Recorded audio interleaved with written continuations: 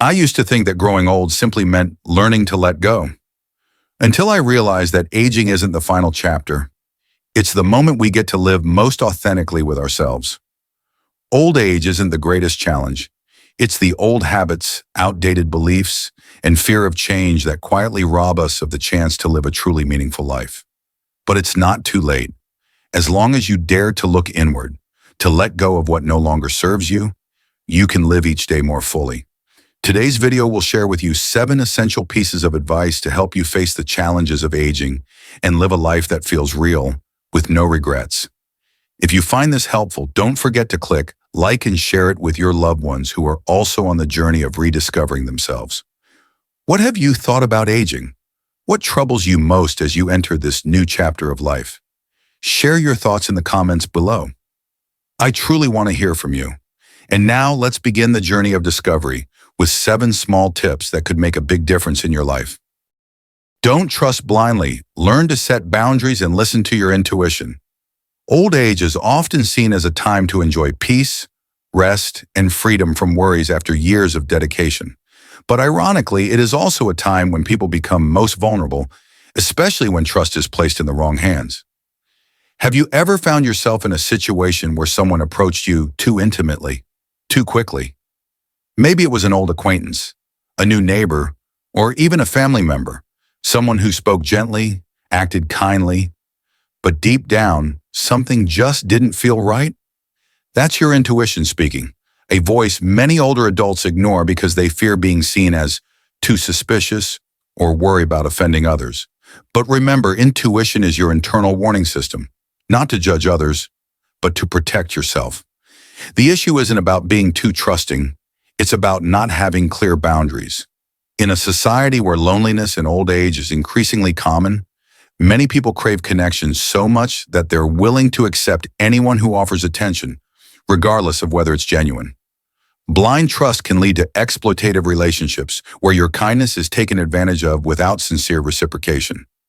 Some people may quietly ask for money, borrow your belongings, or manipulate your emotions through pity. The danger is, these things don't happen all at once.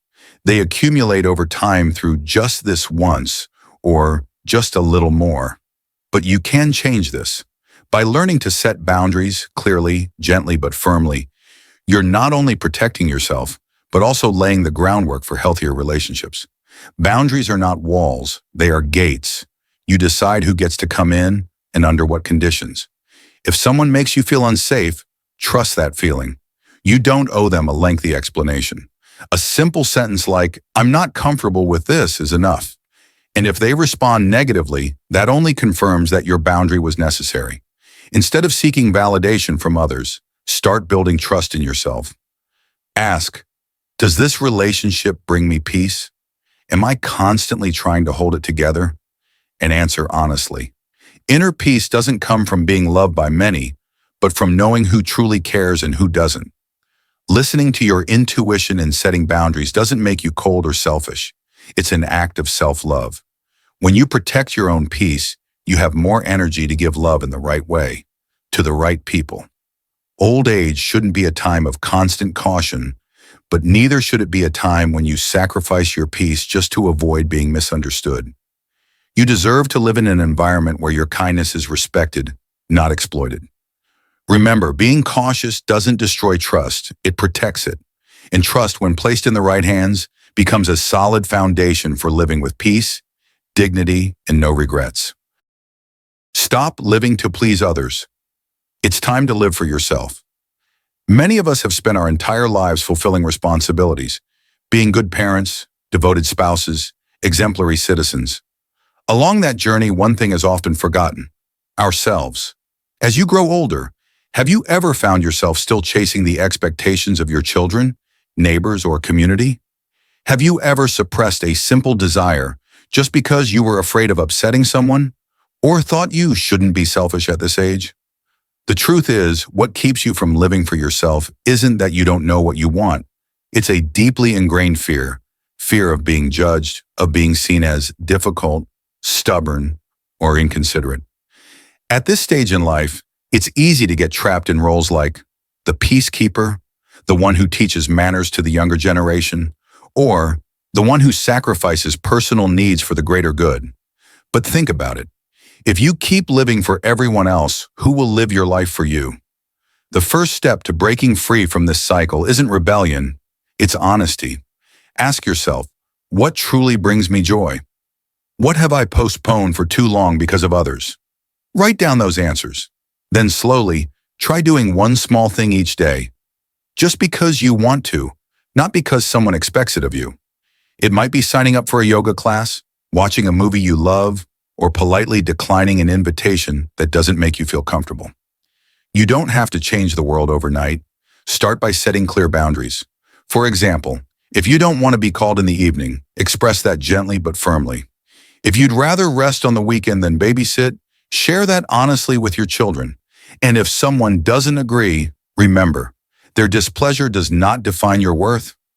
When you dare to live in alignment with your feelings, desires, and limits, you'll feel a kind of relief that's hard to describe.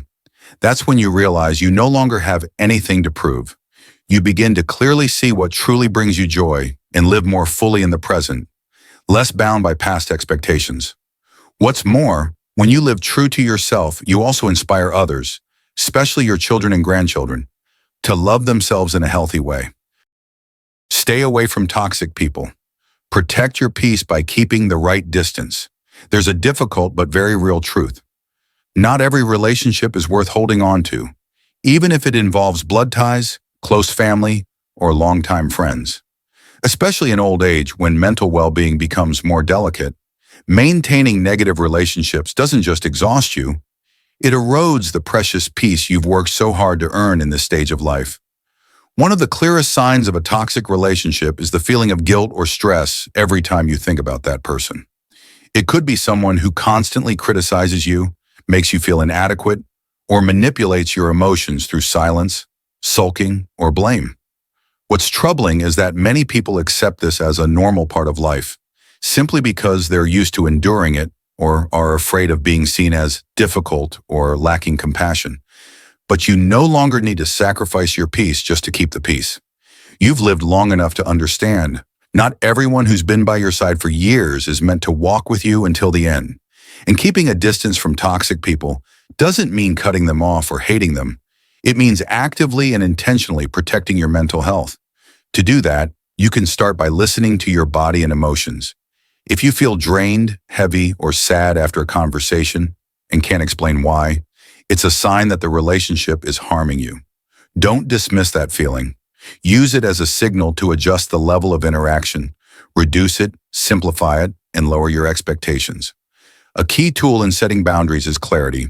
If you don't want to receive calls during certain hours, say so clearly. If you feel uncomfortable being questioned too much about your personal life, gently decline to share. And if you decide to pause communication to heal emotionally, do it with respect for both the other person and yourself. Also remember, there are relationships that can't be changed, but you can change how you respond to them. For example, if a family member is constantly negative, you might choose to only interact when a third party is present or keep the conversation brief and neutral. What matters isn't whether the other person changes, but that you don't let them deeply affect your inner world. Choosing healthy relationships is just as important. Actively connect with people who inspire you, bring positive energy, and respect you for who you are. Sometimes just one gentle conversation, a heartfelt hug, or a peaceful walk with someone who truly listens can be enough to make you feel renewed. You don't have to be alone to have peace, but you also don't have to endure someone just to have company. At this stage of life, you have every right to be surrounded by relationships that nourish rather than wound. See setting distance as an act of self-love, not selfishness. You deserve respect, gentleness, and sincerity from yourself and from those around you. Stop waiting for recognition, the journey of self-appreciation from within. There's a truth that can sometimes sting. You may spend your whole life caring for others, sacrificing, striving, bearing burdens, yet never receive a thank you, a hug, or even a glance of acknowledgement. In the twilight years, this becomes even more apparent, when your presence seems taken for granted by loved ones, and sometimes you quietly wonder, has anyone truly seen everything I've done? But before blaming others, ask yourself, why do you feel such a strong need to be recognized? Are you living to prove something? Have you tied your sense of self-worth to the approval, praise, or attention of others? In fact, this is not uncommon. Many people, especially in old age, carry a deep yearning to be seen and understood because the past was filled with moments of sacrifice, silence, and putting others first. But precisely because of that, now is the ideal time to learn a new way of living, not to be recognized by someone else, but to genuinely appreciate yourself. Because your worth doesn't depend on whether others see you. It lies in whether you have the courage to live true to yourself. You may have been the mother who always gave up her share of food, the father who never complained, the friend who always listened, but that doesn't mean you must continue doing everything in silence. True empathy begins when you acknowledge that you deserve gratitude, whether it comes from others or from within. So how do you begin? Try recognizing the things you've done and overcome, not to boast, but to be honest with yourself. Each morning, write down 3 things you're proud of, no matter how small. Maybe you cooked a good meal, called an old friend, or simply stayed calm when misunderstood. This practice helps you see yourself more clearly and builds the habit of valuing your inner worth, rather than relying on external validation. Next, learn to say no to expectations that no longer fit. If someone expects you to always be cheerful, always helpful, always agreeable, ask yourself, does that still feel right to you? If not, you have the right to adjust. Living by your own standards doesn't mean you're being defiant. It means you're choosing to be honest with your true emotions. When you stop chasing approval, you'll begin to feel lighter. You'll realize not everyone needs to understand you, and that's perfectly okay. The people who truly care for you won't need you to prove anything. They'll value you for who you are, not for the roles you play or the things you do. You don't need to do more to be loved. You simply need to show up fully for yourself and let life take care of the rest. Trust that the greatest form of appreciation doesn't come from outside. It comes from the peace within, when you know you've lived truthfully, lived well, and never lost yourself for the sake of anyone else. Don't use age as an excuse to stop changing. Unlock your potential right where you are. There's a belief deeply rooted in many people's minds that old age is the time to settle down, to slow the pace, and accept that what's already happened is all there ever will be. But the truth is, there is no fixed age for change. As long as you're still breathing, still feeling life, you still have the right to grow, to learn, and to live a life full of newness. Have you ever heard yourself say things like, "I'm too old to change"? "At this age, who learns anything new?" Or, "Just staying healthy is enough"? These seemingly harmless statements are actually the very walls that keep you from trying, from dreaming, from stepping out of your comfort zone. Why does this happen? Because society often links aging with endings. Youth is celebrated as the prime time for discovery, learning, and innovation, while old age is seen as the final chapter. That mindset causes many to internalize the feeling that it's too late and gradually abandon themselves, not because they've lost the ability, but because they believe they no longer have permission. But think again. You've weathered countless ups and downs, endured storms, and learned invaluable lessons. No one understands the power of small changes better than you, someone who has seen tiny moments lead to monumental shifts. So why not use that treasure trove of experience to write a new chapter? No change is ever too late if it helps you live more truthfully. Start with something simple. Enroll in a class you've always wanted to try. Learn a new technology to connect with your grandchildren. Pick up a light sport to rediscover the vitality in your body. Even shifting how you respond to a familiar situation is a meaningful form of growth. Don't worry if it's not easy at first. Feeling lost, doubtful, or slow is perfectly normal. What matters is that you don't stop. Give yourself time and gently remind yourself, if I change just a little each day, that's enough to create a better version of myself. When you dare to break old patterns, life begins to feel vibrant again. You'll rediscover small joys in learning something new, pride in overcoming challenges, and most importantly, a sense that you are truly living, not just existing. Age is not a barrier. It's a catalyst. It gives you depth, perspective, and patience, things youth often lack. And if you can combine those with a spirit of growth, you'll become the most remarkable version of yourself, no matter what age you're at. Don't cling to the past, live fully in each moment of the present. One thing that often happens as we grow older is that our minds begin to drift into the past. Old memories come rushing back, sometimes sweet, sometimes filled with regret, unfinished stories, or unspoken sadness. Remembering the past isn't wrong. In fact, it helps us preserve our identity, values, and life experiences. But when we start living in the past instead of living with the present, that's when it's time to pause and reflect. Have you ever found yourself sighing while thinking about things that didn't go as planned? Or saying, if only I wish I hadn't missed that chance.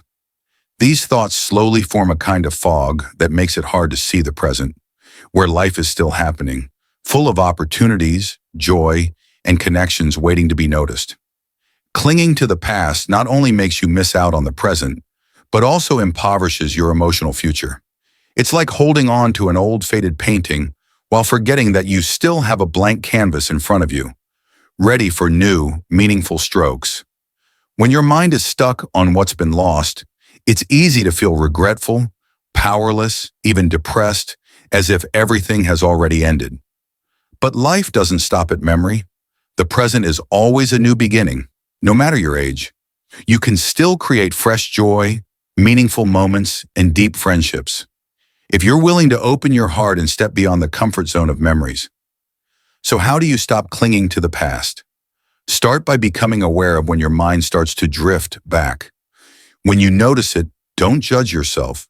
Gently guide your focus back to the now. Do something simple but grounding. Take a walk outside, care for your plants, or write a few lines of gratitude about today. Focus on what you have, not what you've lost. It might be a quiet morning, a warm cup of tea, or a message from an old friend. These small things are the lifeblood, the material that helps you truly feel your presence in the world, not as someone who once lived, but as someone who is still living. And create new memories every day. They don't need to be grand gestures.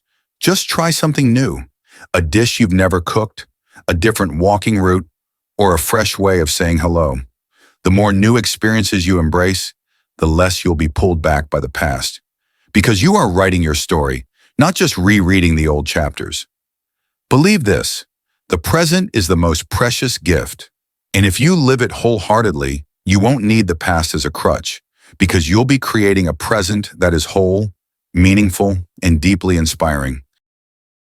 Managing masturbation habits. Living a more balanced and fulfilling life each day. Old age brings many changes, not only physical, but also emotional and intimate. In the quiet of retirement, many older adults begin spending more time with themselves, in both thought and behavior. One topic that's often avoided, yet deserves honest attention, is the habit of masturbation in older adults. Have you ever asked yourself, is this behavior helping me relax, or is it slowly making me feel more isolated? Are you using it as a way to cope with loneliness instead of connecting with the world outside? Masturbation, in moderation, is a natural and normal part of human physiology. There is nothing inherently wrong with it. However, problems arise when it becomes a repetitive, unchecked habit, practiced in isolation, and begins to replace other forms of interaction, movement, or exploration. At that point, it shifts from a healthy act to an escape mechanism. Relying too heavily on this behavior can lead to a sense of emptiness after each release. Instead of feeling relaxed, you might feel guilt or a sense of loss because there was no real connection involved. Worse, it can reduce your desire for social interaction, diminish your motivation for life, and cause you to retreat further into yourself. But you can change this. You don't need to eliminate the behavior as if it were something wrong. You simply need to place it in its rightful context. Start by observing yourself. What is triggering the urge? Is it boredom, sadness, or loneliness? Once you identify the root cause, you have the power to change it, not through force, but by making new, conscious choices. Instead of spending too much time on this habit, Expand your world with emotionally enriching activities. Morning walks, joining a book club, calling an old friend, or trying a hands-on activity like gardening, painting, or cooking. These don't just keep you busy, they offer a sense of real connection, something no solitary behavior can replace. Don't feel ashamed or insecure about this topic. What matters is being aware of the habit and actively managing it. Remind yourself you deserve a rich, colorful life, not one centered around fleeting sensations, but filled with real connection, real experiences, and deep, lasting joy. Old age is not the end of desire.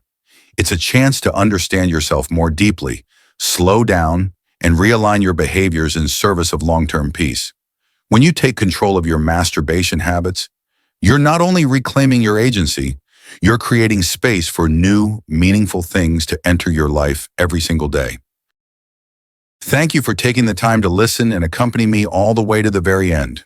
Your presence, whether silent or shared, is deeply appreciated and truly valuable. We've just walked through 7 pieces of advice, not to perfect ourselves according to any mold, but to slowly return to who we truly are, more aware, more grounded, and more honest in every choice we make. From learning to set boundaries, letting go of others' expectations, to understanding and managing private behaviors, each step is a worthy part of the journey toward a life of wholeness and no regrets.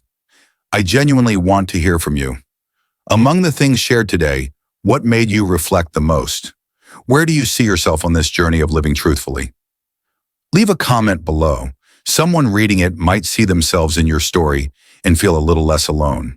If you found these reflections helpful, don't hesitate to click like and share them with a friend or loved one, someone who may also be seeking inner peace and emotional freedom. And if you'd like to continue receiving healing, meaningful, and relatable content like this, follow me. There will be many more chances for us to talk, to reflect, and to move forward together, each at our own pace and stage in life. You know, it's never too late to start living better. And if today you choose to be here, that in itself is already the first step toward a new chapter, one that is gentle yet full of strength. I believe you can do it, and I'll always be here if you ever need someone to remind you of that.